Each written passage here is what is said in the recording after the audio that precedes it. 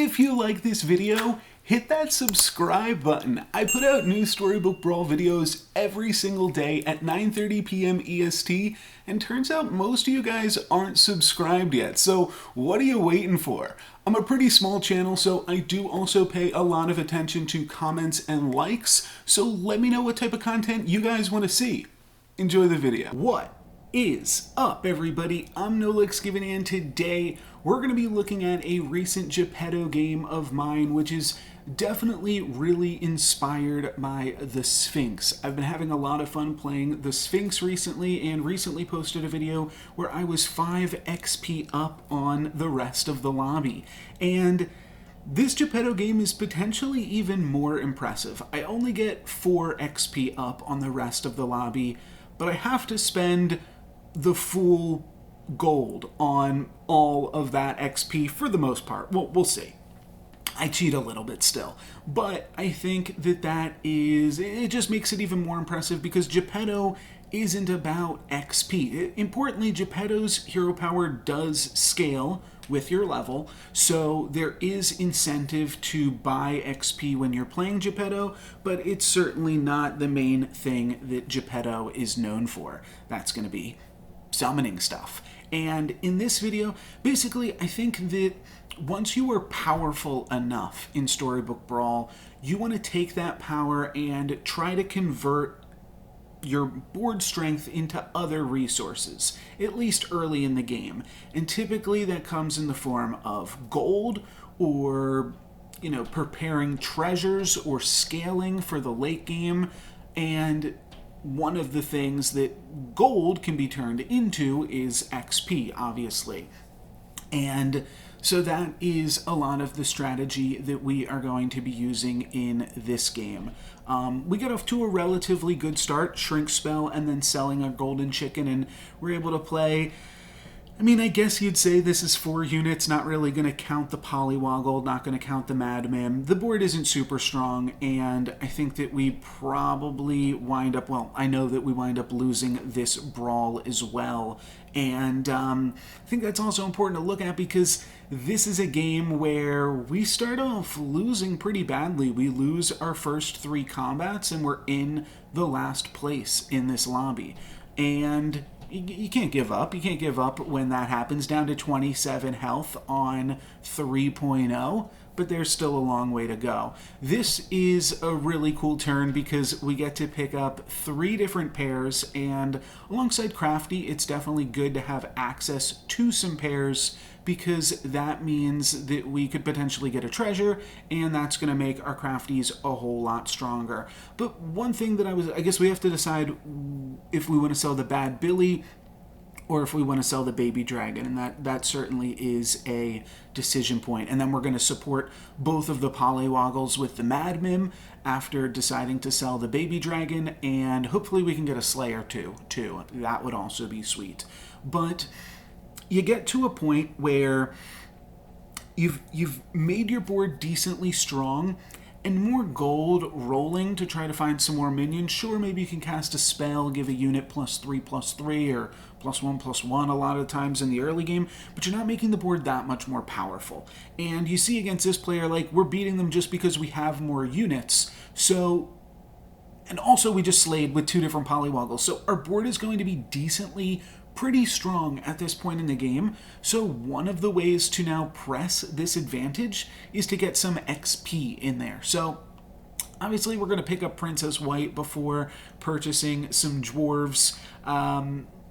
We could sell some things and purchase a bunch of dwarves here. We could sell both of these frogs. We could sell Mad Mim plus Bad Billy. That might look pretty good. Let's take a look at what our treasures are first. Kermie's Boots is probably the pickup here, especially with this Riverwash Mermaid. It's going to allow us to keep scaling. So here we're using some of our gold to continually make our board stronger, find some triples, stuff like that. So yeah, we could sell both of these things for the doubly, or just sell one of these things, pick up the crafty. We're going to do both, because we're also going to take the Genie's Wish and get a Turkish Delight there for some XP. That's what I was saying. It is kind of cheating a little bit. We don't quite spend the full mana It's not a huge difference between the Sphinx on this turn paying 1 for some XP rather than paying 0. But obviously, this Earthquake is brutal, by the way. But I still think we've got the stats to win. Yeah, especially with taking out that stag. Yeah, we'll be okay. The Sphinx also has access to so much more XP seeing those 2 spells in each shop. So, yeah, for that reason too, XP is much more of a Sphinxy thing. And here we actually get to start doing a Geppetto thing. We get to pick up a Tweedledee that is going to allow us to summon a minion and yeah, have that start being a thing. We'll pick up the Tweedledee, we'll pick up the Doubly. Those both bring us closer to Princess White. And then we have to decide, like, what do we want to grow off this Riverwash Mermaid? Because we're still pretty big. So we have to decide which 2 things we want to put in front of the Riverwash. And I'm going to go with Tweedledee and Crafty. And start to grow both of those. Only +1/+1 each turn, but it's something. It's a living. And I could certainly see an argument for the other way. I'm not sure how long Lightning Dragon will stick around, and I'm not sure how much it really needs buffs. It's gonna be a long time before there are things in the back row that have more than 11 health that we really need to deal with. Certainly at this stage of the game, that's not really a concern. So the Lightning Dragon is probably fine just being in 11-2.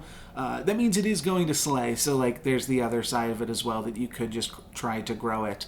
Their baby dragon is going to get pretty unlucky and hit our frog. It does slay, which is nice for them, but it trades with a 5/5. And then we've got a really strong board, and we're going to slay. We even slay with the Tweedledum, but we get to slay with both of our 2 units in front of the Riverwash Mermaid. So now we're scaling. And speaking of scaling, there's a pair of Shadow Assassins here. But now everybody is level 4. So I'm not really super inclined to pick up those Shadow Assassins, so I roll. And I think I am pretty inclined to pick up this Wish Upon a Star. And this is where I think, yeah, we really go all in on the XP strategy. I'm not sure if I said this, but XP does kind of scale with Geppetto in a way that when you are a higher level, it's going to give a higher bonus to the things that you summon when you're Geppetto. But that's not really the main purpose of the scaling here. This is a really interesting shop because there is a Riverwash Mermaid, which is pretty tempting, and a Lightning Dragon, like both pairs for our 2s, for our 4s. And then there's also a Fanny, which that could also just be good too. So I know I struggled a lot with this one in the game, and I just rewatched the VOD to see exactly what I do, but I do like just picking up the Fanny. That does mean that you put Lightning Dragon into slot 1, or you could slot Fanny over into slot 5 and then support them like this. Yeah, like this is better because Tweedledee is the unit that I actually want to grow. That's the one that has synergy with Geppetto. And then I lock this shop because I think I want the Riverwash Mermaid and the Lightning Dragon potentially. You can see I might have actually tried to unlock the shop at the last second. I'm not super sure, but that is kind of a tough call, to be totally honest. I'm not sure what you actually want to do there, but importantly, we do win this combat. We actually crushed this combat, so now we're 3 XP up on the rest of the lobby. And I told you guys, we're going to get 4 XP up on the rest of the lobby, which means that we are going to wind up rolling here. I think I do pick up this Copycat because I really do like Copy Boy as an endgame strategy, so we will take that, and then we roll. There's another Riverwash Mermaid, but I think I'm off Riverwash Mermaid at this point. I do definitely have to think about it. It is definitely interesting, and we could just play these 3 supports in some capacity. I move around my units for a second, and I really do think this one over. But ultimately, I'm going to decide that I didn't want Riverwash Mermaid a few seconds ago. I think I should still not want it, though I get pretty close to taking it. I'm going to roll one more time, and then I will sell something and pick up this trash can. I think it's probably just the Crafty. Yeah, it's got to just be the crafty. It's not a pair. So we pick this up, and now we are 4 XP up on the rest of the lobby. We're going to be hitting level 6 next turn. Some people in this lobby are probably still level 4, so pretty similar game to the Sphinx game that I recently posted. Different build paths, and we had to spend some coin on finding these XP. The main thing is, like, I didn't look too hard for these XP. The Sphinx gets to spend more of its cash rolling, and then it's got those 2 spells in the shop, so it can afford to roll and then buy the XP with the coin that it rolled with. But for the most part, this game is like gonna be pretty similar in feel. We're so far ahead of the rest of the lobby. You can see there 4.1 as we are on 5.2. So pretty fantastic stuff. I think this is a really good lead and a really good demonstration of how to pursue a lead with turning extra cash into some XP here. So now we are tier 6, and now we've got to find some new things to buy. I probably want copycats and good boys. A Lordy is really interesting. Honestly, with how low everybody is, Lordy might just be good. One of the nice things about dwarves is that you can beat up lobbies and hit them for a lot of damage. So we're going to be hitting people for 6 damage because we're level 6, so that's kind of nice. And then we're going to be hitting them for a little bit more damage even so because we're just keeping so many units on the board. And when we find this second Lordy, it feels like a definite reward for a job well done. It's going to award us a Princess White treasure. For that, I guess we'll take treasure map. Merlin's hat is certainly interesting, but I think treasure map seems good here. Maybe we can find another Lordy and then we'll have a tier 7 treasure. I'm not exactly sure what treasures we will get from that. And okay, great, my camera's back. My camera has been doing some funky things today. Let me make sure that setting is good. Okay, great.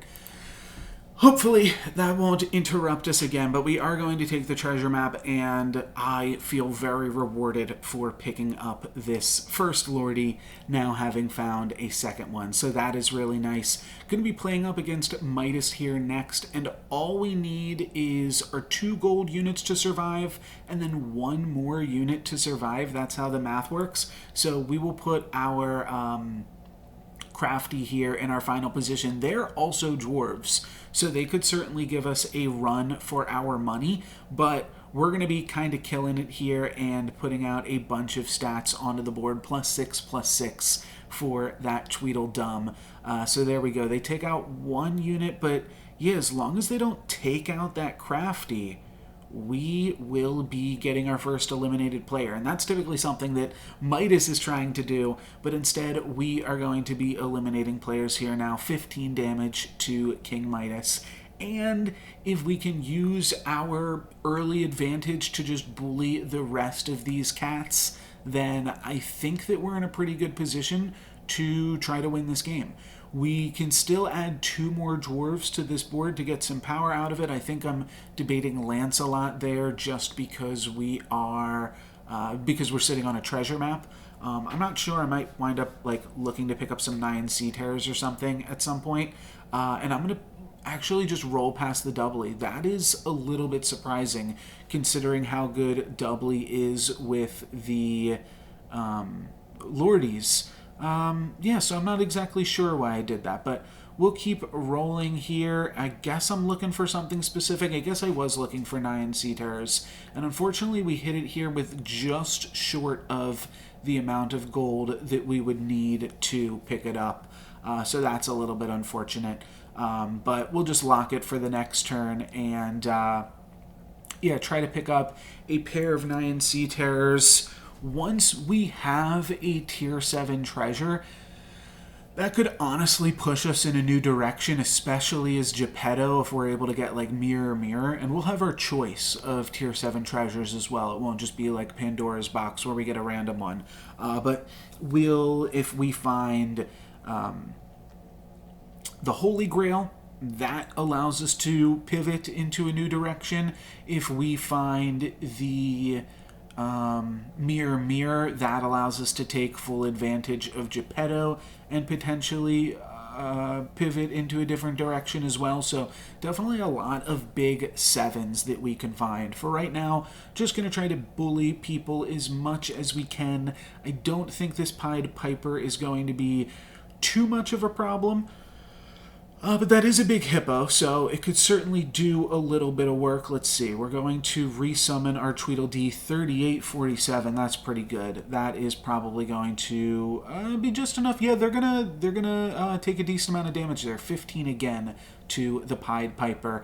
Certainly an argument for just like trying to pick up Angries and ignoring 9 Sea Terrors, but I think it will probably just be easiest to pick up 9 Sea Terrors, but I'm going to pick up the Angry here as well. So looks like I'm into both of those. We're kind of off of the good boy train at this point. It does depend a little bit off what treasures we hit, but probably all done with that. Should probably also, I guess, cut the Riverwash Mermaid at this point to try to just play as many dwarves as we can, because Lordy really does care about the number of dwarves that you play. I do like trying to potentially play the Greedy here, because it would give us a lot of extra gold to beat up some of our opponents. You see, they're still level 5, so I'm not like particularly worried about my opponents too much in this game, but the idea with sticking with dwarves or going more heavily into dwarves was, 1, that I found a Lordy so quickly, 2, that I found a second Lordy so quickly, but also just so that we could beat people up and try to end the game as quick as possible. Here we were unable to stop APOC from reaching level 6, but maybe we can stop them from doing too much after that fact, as we are really going to be able to beat them up now. They are going to be able to take out a few of our units, but we're still going to win. We're still going to hit them for a decent chunk of damage, though, and hit them for 11 down to 9. So we just have to do that one more time and do that same thing to everybody else 1 or 2 more times. Like, we're probably taking out Geppetto this turn, and then probably doing something the next turn.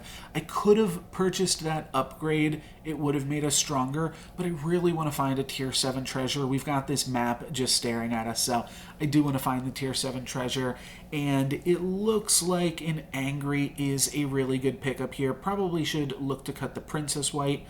We'll see if I realize that or not. And then can either go Stone Skin on Angry or just pick up a Golden Chicken.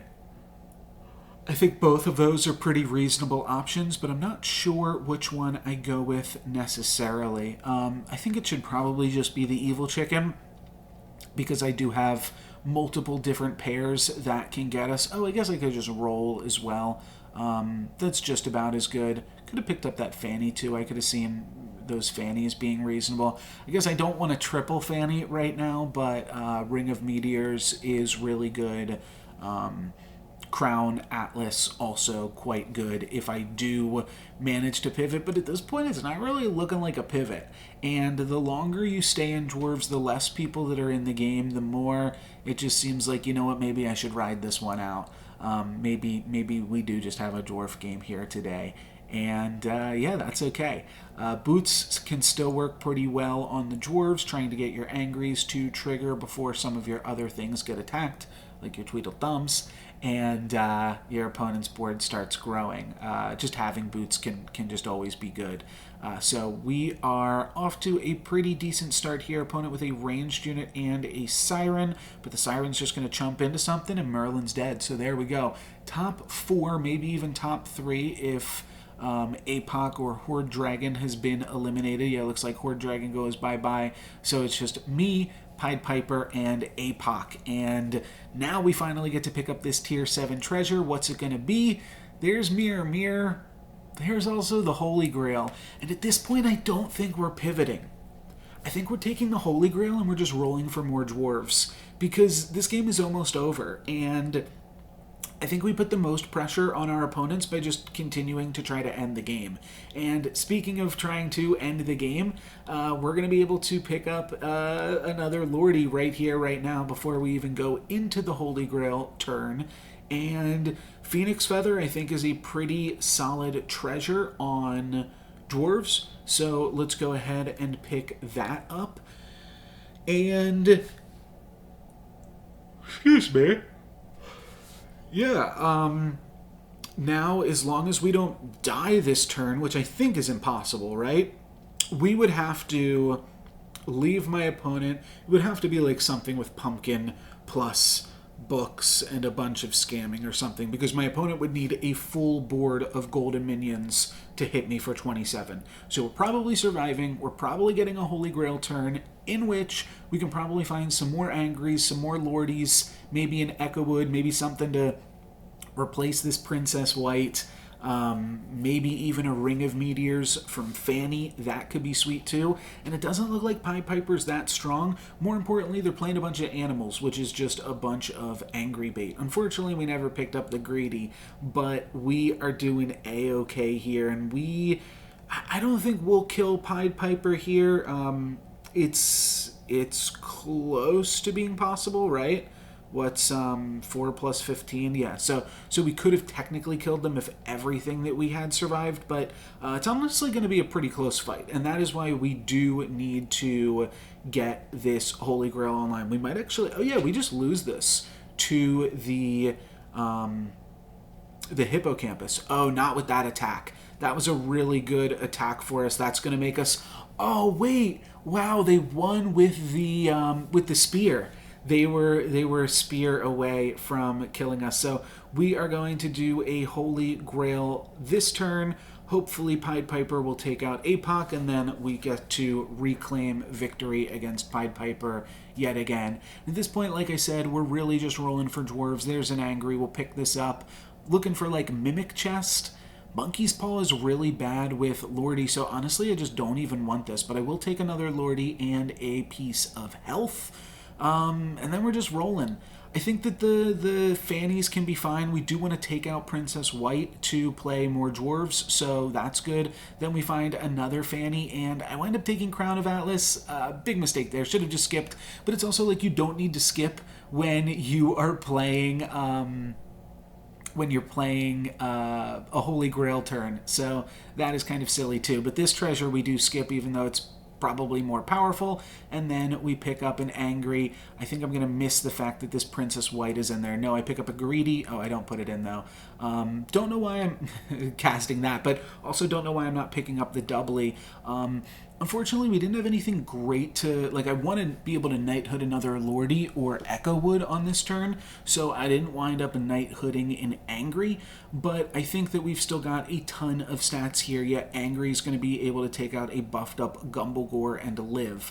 So, a lot of stats here all around. I think that might have been enough. Just even an upgraded Lordy might be enough to help us take down this Pied Piper, or maybe APOC did it for us. No. Alright, we got to take down Pied Piper ourselves. So what can we come up with? Well, the Phoenix Feather's good. Main things that we're looking for right now are Echo Wood, Lordies, Angries. Oh, that's good too. That's a lot of stats. Yeah, definitely want to cast the Falling Stars, and then probably just continue to roll, and then we roll into a Lordy. So that is really good. Let's sell something, pick up this Lordy, and still refusing to play doublies. I'm not exactly sure why. I think that is probably a mistake on our part, but it's going to be fine, all things considered. What I really do want to play here is I want to make sure that the Tweedledee is what is getting resummoned off the Phoenix Feather, which is going to trigger Geppetto as well, make it come back with an additional +6/+6. So that is kind of nice too. And I'm just going to backline this Tweedledee. Unfortunately, the Lordy is just as likely to resummon as the Tweedledee is.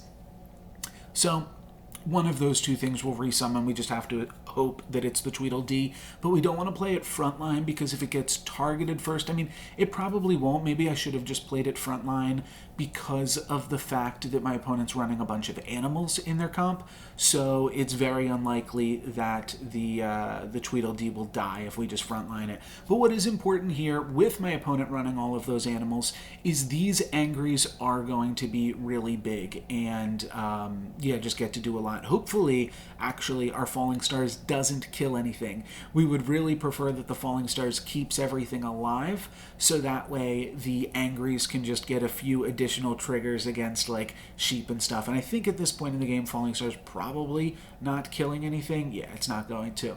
So my opponent has a Good Boy, which we are able to take out. That's a really good first attack for us. And then all of these other things are just going to continue to grow our angries. Their Cupid is going to be good here. Oh, if their Cupid hits, yeah, their Cupid hits the Lordy. So that's going to resummon Lordy for us and give Lordy +6/+6 there. But that's fine. You know, that we're resummoning that instead of the Tweedledee. We still have a really strong board and can hopefully find a way to pull this one out. We also have a lot of upgraded units, so that could be really strong for us as well. These angries are still just doing work, though, eating up a bunch of animals. That's kind of like knowing your comp in a way, and knowing what your strengths are, where your board is good. I was going to say, is that a kill? I was about to do the math, but that's already a kill. So there you go, from 18. Just enough to get all those angries out there against the animal board and take dwarves to the finish line. I think that is a little bit of an interesting game. Mostly just showcasing the power of XP. That's all that game was. We took an early advantage with those polywoggles and turned it into an XP advantage, and then we just pursued the first 6 that we found, which was Lordy. If we had found Good Boys, then we would have gone into a Good Boy comp potentially, and you can see with the crown, we would have had a pretty decent treasures set up, crown and boots, for that Good Boys comp. But we just wound up going with the pursuing Holy Grail and then buying a bunch more dwarves, and that was enough to do it. Dwarves get it done. That's going to be it for me today, guys. Thank you very much for watching. I'm NoLucksGiven. Peace.